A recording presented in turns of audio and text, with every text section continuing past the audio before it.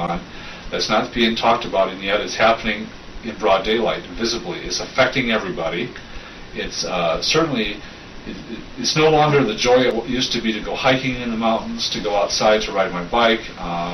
I've had more upper respiratory and lower respiratory and sinus infections and health problems in the last 5 years than I have in all my life combined. And so that's part of my concern, and also a lot of the people that I care about have been very ill. But in terms of, are they going to stop it because the public is concerned? Well, the public is going to have to get really, really concerned in a very, very big way. And the thing that, I mean, now that's a cynical view. A paranoid view is that, well, if the public does have a big outcry against this, well, we already know they can blatantly spray us with whatever the hell they please, and it could be, you know, they could put, you know, put us to sleep or something, you know, they could put something in, you know, some tranquilizers or something. We'd just be walking zombies. In a lot of ways, I think a lot of our population are walking zombies. I mean, the lack of, the general lack of the ability to think critically about anything outside of one's own personal life, safety, football games, is astounding to me. The hopeful view is that they're going to stop this at some point during my lifetime so that I can see blue skies again. And you know what? I've never, ever had that feeling before until this started, that there's actually one thing I want to see before I die, and that is a really deep blue sky.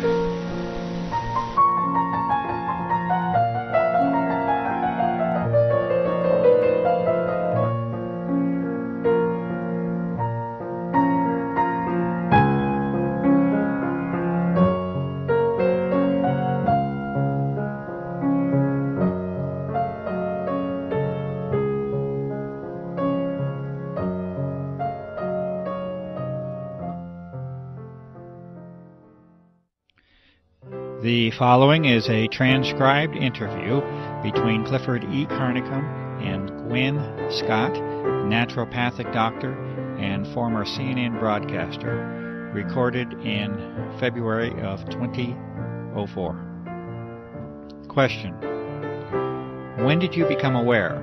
When did you find out? How did you find out about the existence of these operations, and whether they are real or not?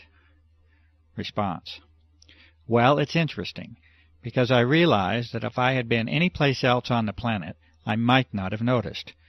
And so I am wondering how I ended up in the catbird seat to actually observe this operations. As you know, I live in a very rural area, and when I first moved here, the air was pristine.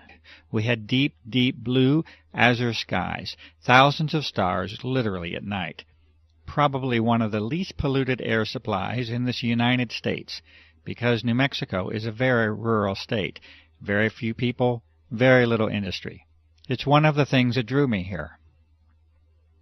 So here I was sitting, reading in front of a 5-foot by 5-foot bay window one day, and I see these jets. I assume they're jets. They're high and they're going fast, and they're not leaving the little 2-inch things that I'm used to seeing. They're leaving those huge plumes through the sky that spread out, and by 3 or 4 in the afternoon, it's foggy. It's so thick I can't see the mountain range. I can't see anything. And it's been continuous and ongoing ever since, to the degree now that the skies are so degraded that we never see deep blue skies anymore. Stars at night are hard to find. Everybody is getting accustomed to the pale blue, often white skies that we live with. But I see them going over, and I've taken hundreds of photographs showing this is not your normal contrail that should dissipate. Question: you notice a distinct change then from the 1990 era? Response: distinct is not the word. Dramatic, devastating, you can pick out any adjective you want. It is dramatically changed, the atmosphere. Dramatically. Yes, extremely distinct. Question: you live on Native American Indian land here. What is the sense of and the reaction of the Native American community to what is occurring?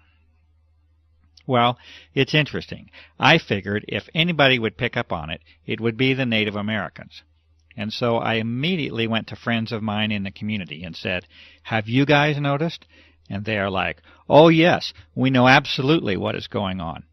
In fact, all 13 of the Pueblo governors had a meeting in secret to discuss it, what they would do.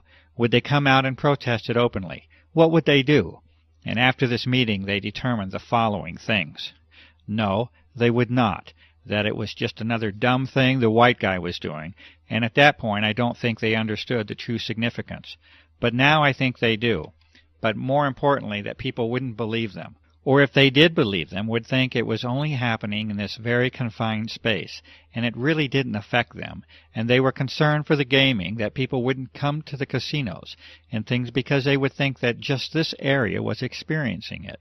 So they voted unanimously to not say anything. Question. So even the Native American community did not show the level of independence or the level of assertiveness to make this an issue? Response. It was heartbreaking to me. But they're a little more philosophical, too. One of the medicine people that's a friend said to me, "You know, this has been prophesized. We call it the death winds. We always thought that it would be nuclear fallout. But maybe this is the death winds." They have a very skeptical view anyway of what the white man's intentions are. Comment. And with good cause. Response. And with good cause, and with history behind it. So, and they've also lost every battle, basically, they have fought that way. But I think as more and more of them get sick, and they are, there is maybe a wider awakening that this is really, really serious. Question. You have a background in the world of journalism, and specifically broadcast journalism. Can you talk a little bit about that background? And also the relationship of the media to what is occurring, what has failed, what has worked. Any efforts that you have made to motivate the media to involve themselves in this, to cover this issue? Response. Yes, well, you and I are friends now, so you know that I was in broadcasting for 30 years. I worked for all 3 affiliated networks, ABC, NBC, CBS, in many of the larger markets, and I culminated my career as an anchor at CNN and headline news. So the medicine part of me was kind of going along as my passion, and so I made my living and had my career as a broadcaster, and any free time I had was spent studying the medicine, because that was where my true heart lay. So I have over the years a lot of really good contacts in some pretty high places in the media.